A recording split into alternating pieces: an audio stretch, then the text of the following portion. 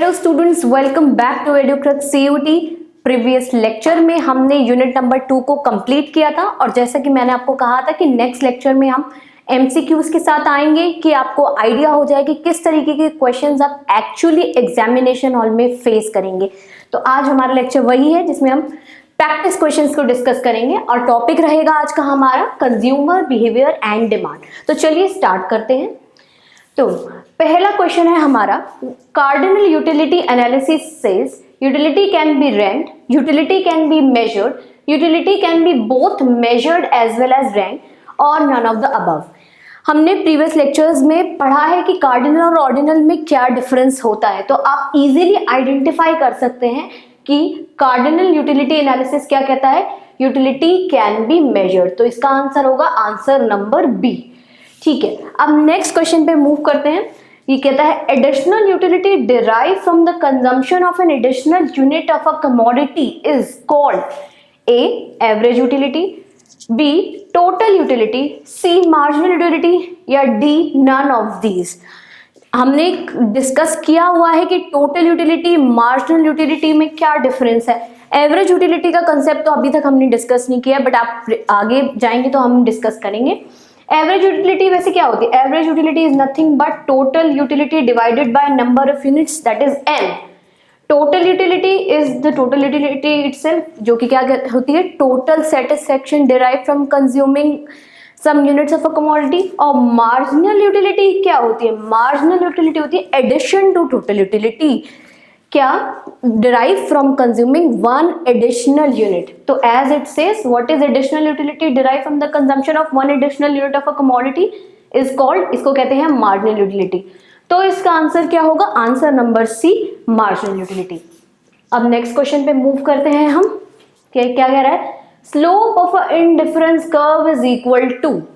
आप जानते हैं कि क्या होती है slope of indifference curve? Slope of indifference curve क्या है? क्या वो 1 होती है? Is it marginal rate of substitution? Is it marginal utility या फिर none of these? हम पढ़ चुके हैं ये it is nothing but it is a marginal rate of substitution, MRS। हम इसका कैलकुलेशन भी कर चुके हैं, that is nothing but delta y by delta x, change in y with respect to x। मतलब how much additional units हमें sacrifice करेंगे कि अगर एक यूनिट की कंजम्पशन को एक यूनिट से बढ़ाना है, एक गुड की कंजम्पशन को अगर एक यूनिट से बढ़ाना है, तो that is nothing but the marginal rate of substitution.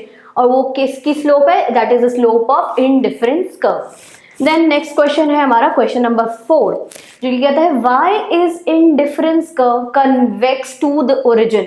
Indifference curve convex क्यों होता है? कन्वेक्स का मतलब क्या होता है? उसकी शेप ऐसे क्यों होती है?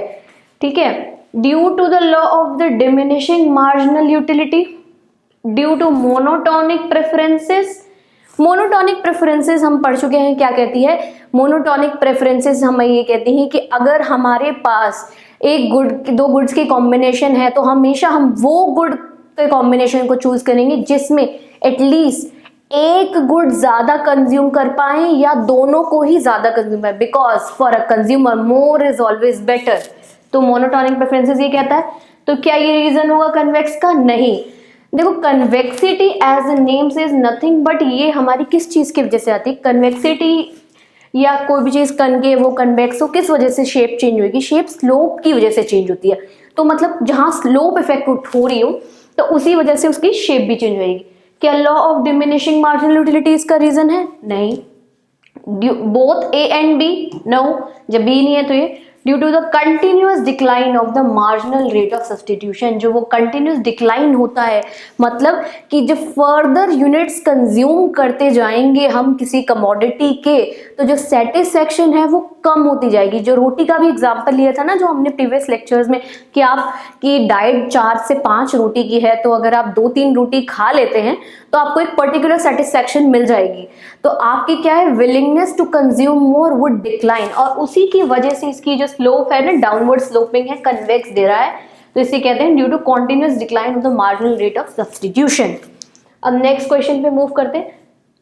देखिए, कोई भी क्वेश्चन को आप जब अटेम्प्ट कर रहे हैं ना, तो बहुत बार ऐसा आएगा कि 2 ऑप्शंस में क्या है, हमें दोनों ऑप्शन लगेंगे कि ये भी सही है और ये भी सही है। कुछ ट्रिकी क्वेश्चन ऐसे होते हैं, तो आप हमेशा वो आंसर को मार्क करिए जो नियरेस्ट हो, मतलब आंसर के मोस्ट एप्रोप्रिएट, मतलब दोनों सही लग रहे हैं पर कौन सा बहुत ज्यादा सही लग रहा है उसको हम मार्क करते हैं।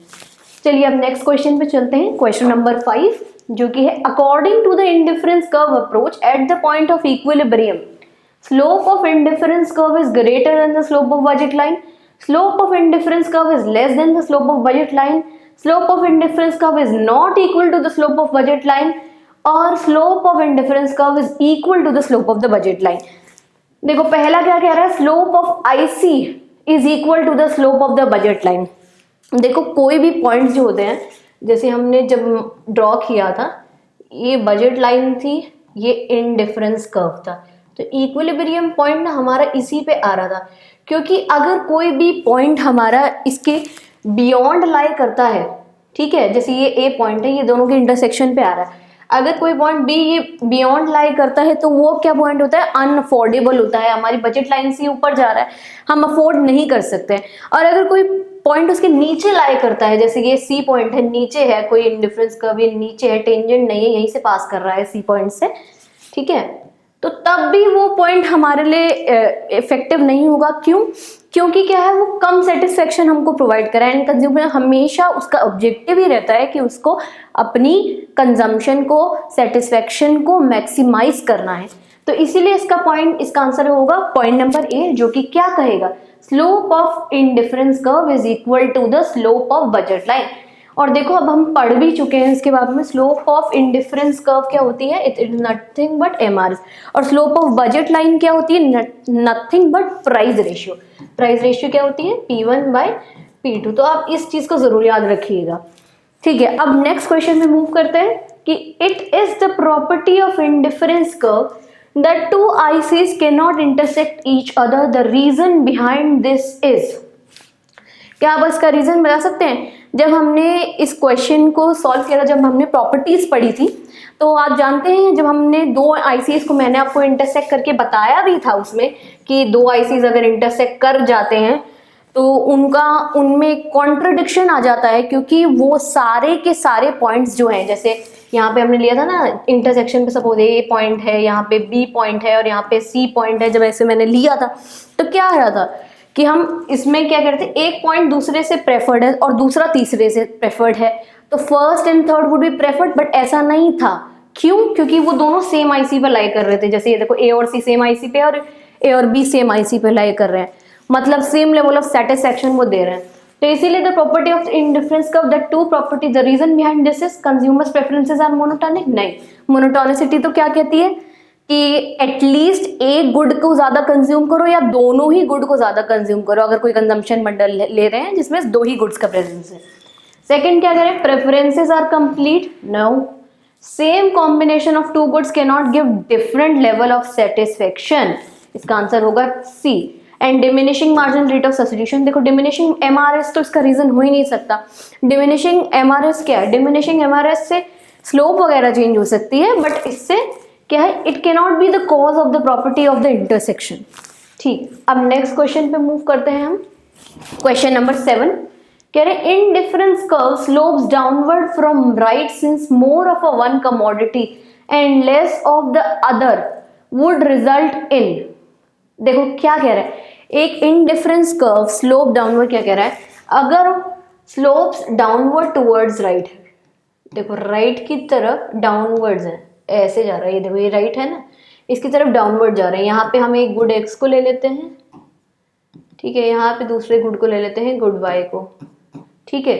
अब ये क्या कह रहा है कि मोर ऑफ वन गुड, ठीक है, मोर ऑफ वन गुड, एक गुड का, जैसे एक्स का ये है, ये पॉइंट ले लो x1, अगर इसका ये चाहिए x2 पे जाना है, तो ये जो इनिशियली y1 था, तो ये y2 क्या है, डिक्रीज हो रहा है, तो ये क्या दे रहा है, slope downward and less of another. इससे रिजल्ट क्या होगा, पहला सेम सेटिस्फैक्शन, दूसरा ग्रेटर सेटिस्फैक्शन, तीसरा मैक्सिमम सेटिस्फैक्शन, या चौथा डिक्रीजिंग एक्सपेंडिचर। तो ये ऑप्शन नंबर डी आप देख रहे हैं ऑटोमेटिकली एलिमिनेट हो गया, क्योंकि यहाँ पे एक्सपेंडिचर का तो कोई रोल है ही नहीं। तो इसमें क्या है, रोल आ रहा है, इंडिफरेंस कर्व की बात कर रहे हैं तो सेटिस्फैक्शन की। आप देख सकते हो कि अगर मैं यहाँ से x1 से x2 पे मूव कर रही हूँ, मतलब एक गुड का कंजम्पशन बढ़ा रही हूँ तो दूसरे गुड का कंजम्पशन घट रहा है, तो अगर पॉइंट ए से पॉइंट बी पे जा रही हूँ तो अभी भी आप सेम आईसी पे ही लाई कर रहे हैं, मतलब सेटिस्फैक्शन लेवल आपका सेम ही है। तो इसका आंसर क्या होगा? The same level of satisfaction. Satisfaction level तभी चेंज होगा अगर आप नए आईसी पे मूव करते हैं, that would be point C. ये IC1 है, ये IC2 है, तो इसका आंसर होगा सेम लेवल ऑफ सेटिस्फैक्शन। ठीक है, आपको डेफिनेशंस अच्छे से समझनी पड़ेंगी कि क्या है, तभी आप क्वेश्चंस को अटेम्प्ट कर पाएंगे। तो बी केयरफुल कि आप डेफिनेशंस कैसे पढ़ रहे हैं। कभी कभार एक सिंगल वर्ड से टोटली डेफिनेशन का मीनिंग ही चेंज हो जाता है, तो उसको ध्यान रखिएगा। अब बात करते हैं क्वेश्चन नंबर 8 की। वो कह रहा है कि an indifference curve is related to consumers income, prices of the good X and Y, total utility and the choices. देखो अभी मैं अभी बोल ही दी थी 1 मिनट पहले ही, तो क्वेश्चन भी वैसा ही आ गया है कि इंडिफरेंस कर्व किससे रिलेटेड। अगर आपने डेफिनेशन को अच्छे से पढ़ा है तो आप इजीली पहचान सकते हो इसको। सारे ऑप्शंस पढ़ने की भी जरूरत नहीं है आपको, डायरेक्ट आप आंसर पे आ सकते हो, जो कि आंसर नंबर डी आपको मिल जाएगा। तो वही चीज है कि डेफिनेशंस अच्छे से पढ़ोगे तो आंसर मिल जाएगा, क्योंकि कंज्यूमर्स इनकम तो ऑब्वियसली इंडिफरेंस कर्व नहीं। जैसे देखो इस डायग्राम में भी क्या है, एक जगह गुड है एक्स है, गुड एक जगह गुड वाई है। देखो दोनों में कहीं इनकम का रोल दिख रहा है कि इनकम मेजर कर रहे हैं या इनकम का बता रहे हैं, नहीं, ये टोटली कंज्यूमर्स की प्रेफरेंसेस बता रहा है दो गुड्स के लिए। तो यही इसलिए आंसर होगा, ना ये प्राइजेस बता रहा है, क्योंकि प्राइजेस का रिलेशनशिप हमारे या तो बजट लाइन बताती है या तो डिमांड कर्व बताता है, ना ही टोटल यूटिलिटी बता रहा है। ये बता रहा है choices in the preferences of a consumer. अब next question, a shift in the budget line when the prices are constant is due to। ये क्वेश्चन हमने बहुत ब्रीफली डिस्कस किया है कि शिफ्ट कब होता है और मूवमेंट कब होता है। तो आई होप कि मुझे इसको दोबारा रिपीट करने की जरूरत नहीं है। अगर आपको कोई डाउट है तो आप वो लेक्चर दोबारा से जाइए, रिविजिट करिए और उसको मल्टीपल टाइम्स देखिए जब तक आपको चीजें क्लियर ना हो जाए। एंड इन केस स्टिल कोई आपको डाउट रहे तो आप कमेंट सेक्शन में आके जरूर पूछिएगा। तो a shift in the budget line is when the prices are constant due to the change in demand। Demand का कोई रोल ही नहीं है इसमें, ये नहीं होगा। चेंज इन इनकम, ठीक है, इसे कंसिडर करते हैं। Change in the preferences, budget line की बात कर रहे हैं, इन डिफरेंस की तो प्रेफरेंसेस भी एलिमिनेट हो जाएगा। चेंज इन यूटिलिटी, अब आपके पास दो आ रहे हैं, चेंज इन इनकम और change in utility. Utility is nothing but preferences, तो सिमिलर हो गया, ये भी आईसी की बात करेगा। देखो एलिमिनेशन टेक्निक से करना है तो चेंज इन इनकम आप निकाल सकते हो, बट अगर आपने अच्छे से पढ़ा है what is the difference between the shift and what is the difference between the movement, तो आप पहचान सकते हो। पहले शिफ्ट क्यों होंगी बजट लाइन, बजट लाइन की इक्वेशन क्या होती है, px into X plus P Y into Y is equals to m, ये होती है। मतलब total expenditure on X plus total expenditure on Y should be equal to income. मतलब अगर इनकम चेंज हो गई तो हमारी बजट लाइन भी शिफ्ट कर जाएगी। तो इसका आंसर होगा option number B, change in income. अब आते हैं क्वेश्चन नंबर 10 पे। MRS is determined by satisfaction level of a consumer, income of a consumer, taste of the consumer और the preferences of the consumer. ये फिर देख लीजिए MRS, what is MRS? MRS क्या है कि amount of good Y the consumer is willing to give up और willing to substitute for one additional unit of good x. तो क्या बता रहा है, बेसिकली प्रेफरेंस बता रहा है दो गुड्स के बीच की, एक्स की और वाई की। देखो सेटिस्फैक्शन लेवल तो नहीं बताएगा, क्योंकि सेटिस्फैक्शन लेवल इन डिफरेंस का सेटिस्फैक्शन लेवल हमारे किससे बताया जाता है, बंडल से। और मतलब जैसे दो कंजम्पशन बंडल दे रखे हैं तो कौन सा ज्यादा सेटिस्फैक्शन लेवल प्रोवाइड कर रहा है, तो उसके एंडाउमेंट से आपकी सेटिस्फैक्शन पता लगती है। Income of a consumer, MRS से देखो इनकम ऑफ अ कंज्यूमर का ऐसा कोई रिलेशन नहीं है। Taste of the consumer, no, तो basically it is the preferences of a consumer. देखो टेस्ट में भी आप कंफ्यूज हो सकते हो, टेस्ट एंड प्रेफरेंसेस बहुत ज्यादा कॉमन सी चीजें हैं, बट मोस्ट अप्रोप्रिएट अगर आपको इन दोनों में कंफ्यूज नहीं होना तो preferences of the consumer according to your definition of the text book and according to what you have studied. So answer होगा आंसर नंबर डी। अब मूव करते हैं क्वेश्चन नंबर 11 पे। At the point of equilibrium MRS is greater than PX by PY and IC is convex at the point of equilibrium। MRS is ये शायद लिखा नहीं हुआ, it would be less than PX by PY and IC is convex। एक second,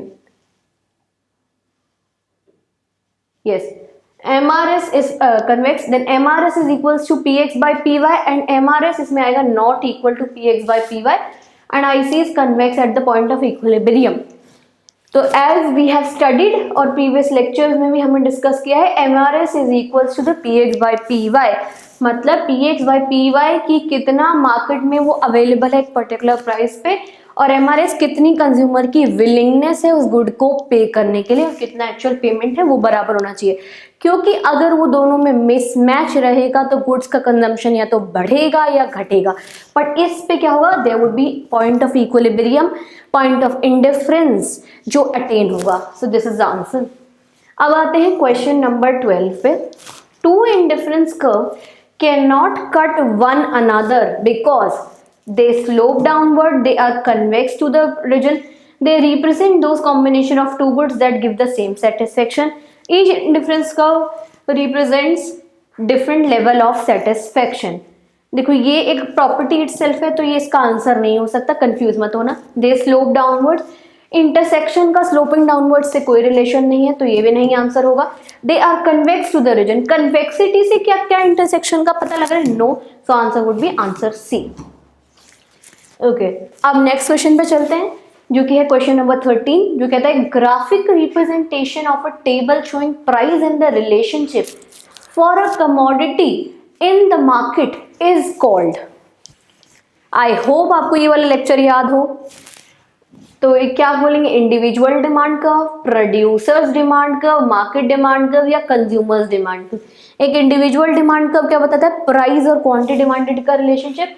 तो ये क्या, ये ग्राफिकल रिप्रेजेंटेशन है, price and the table showing price and relationship of for a commodity, price and quantity की रिलेशनशिप होगी for a commodity in the market. Individual demand curve, table showing market की बात कर रहे हैं. ऑब्वियसली एक market में इंडिविजुअल कंज्यूमर नहीं होगा, मल्टीपल होंगे, तो ये कैंसिल हो गया. प्रोड्यूसर डिमांड का, प्रोड्यूसर इज अनदर इंडिविजुअल, इसका भी नहीं होगा. कंज्यूमर्स डिमांड का, ये भी, तो answer would B market demand curve. Okay, market demand curve जब हमने ये कॉन्सेप्ट पढ़ा था तो मैंने आपको बताया था कि मार्केट डिमांड कर्व क्या होता है, it is nothing but it is a summation of all those consumers जो मार्केट में प्रेजेंट है, उन सबके इंडिविजुअल डिमांड कर्व को अगर हम हमारा हॉरिजॉन्टल समेशन करते हैं तो मार्केट डिमांड कर्व ऑब्टेन होता है. मार्केट वो है क्या, it is nothing but collection of all those individuals. तो वही चीज़ है. अब ये क्वेश्चन में वही कह रहे हैं कि मार्केट डिमांड यहाँ आपको कैलकुलेट करके बतानी है. यहाँ कह रहे हैं कि when at a price of ₹5 per unit of a commodity, A's demand is for 11 unit, A की डिमांड 11 यूनिट है, B की डिमांड 14 यूनिट है एंड C की डिमांड 8 यूनिट है. देन मार्केट डिमांड कितनी होगी, जब प्राइस 5 पर यूनिट है तो मार्केट डिमांड कितनी है. Market demand what is it is, market demand is nothing but sum of individual demands.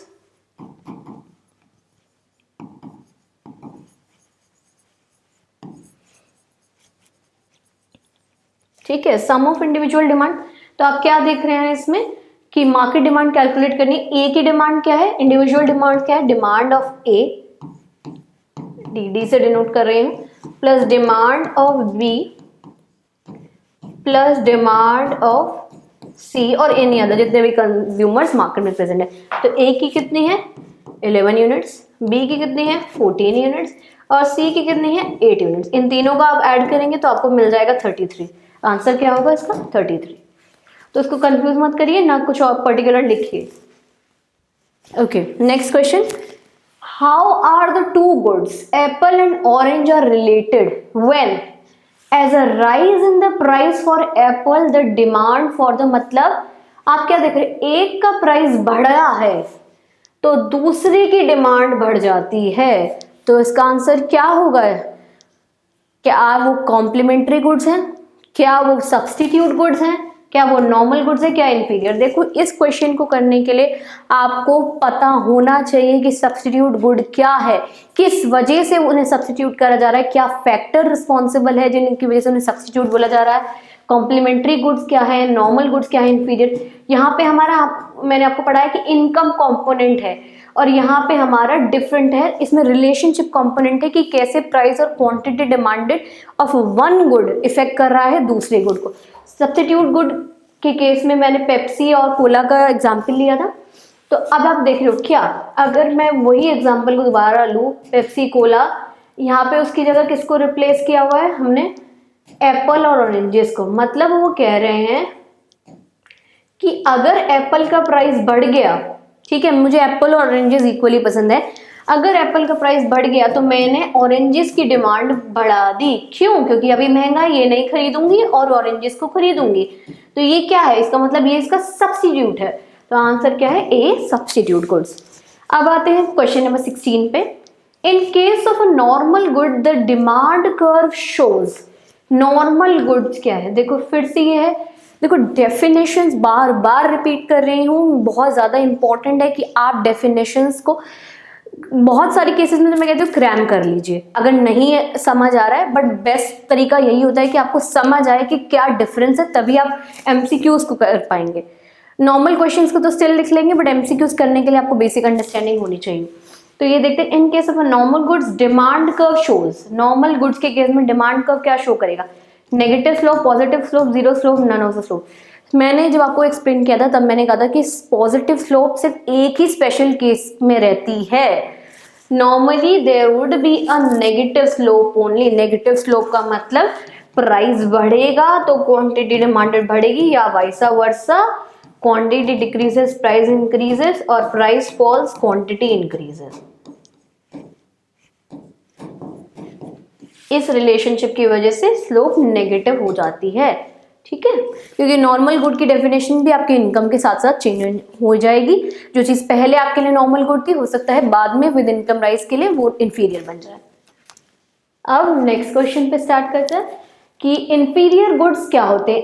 Inferior goods are those goods whose income effect is negative, positive, zero, none of these.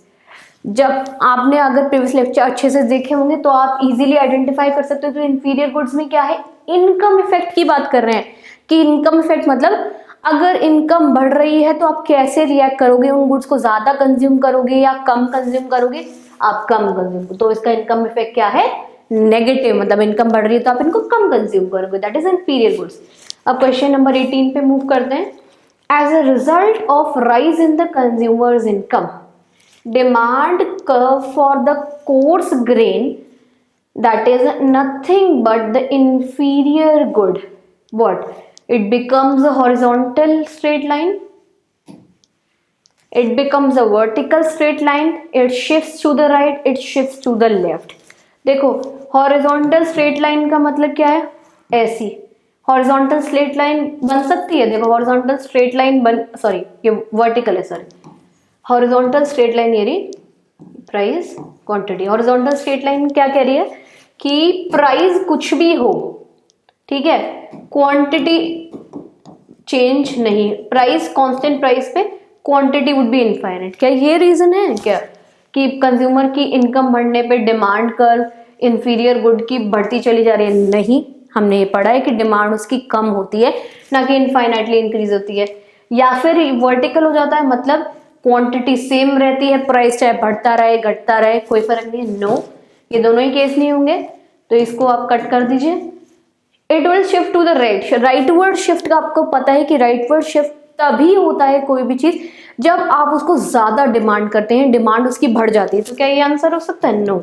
तो what would be the answer? It would shift to the left. मतलब कि अगर income बढ़ रही है तो consumer एक inferior good को कम डिमांड करेगा। तो how will be the demand curve? अगर सपोज डिमांड कर्व ये DD1 था तो ये DD2 की तरफ मूव करेगा, मतलब ये लेफ्टवर्ड मूव करेगा। क्यों? क्योंकि because it is a inferior good, और इंफीरियर गुड को हम लेसर डिमांड करते हैं जब कंज्यूमर की इनकम बढ़ जाती है। इस लेक्चर को हम यहीं पे रखेंगे ताकि आपको कोई डाउट्स हो या चीजें हो या कुछ और आप डिमांड कर रहे हो तो हम उसको नेक्स्ट लेक्चर में लेके आए। अभी इस लेक्चर में इतना ही है। मैंने आपको कुछ MCQs बता दिए हैं कि किस तरीके MCQs आप एक्सपेक्ट कर सकते हैं, क्या स्ट्रेटजीज आप फॉलो कर सकते हैं। तो चलिए मिलते हैं अपने नेक्स्ट लेक्चर में। आई होप आप सारी चीजें रिवाइज करके आएंगे। Thank you student.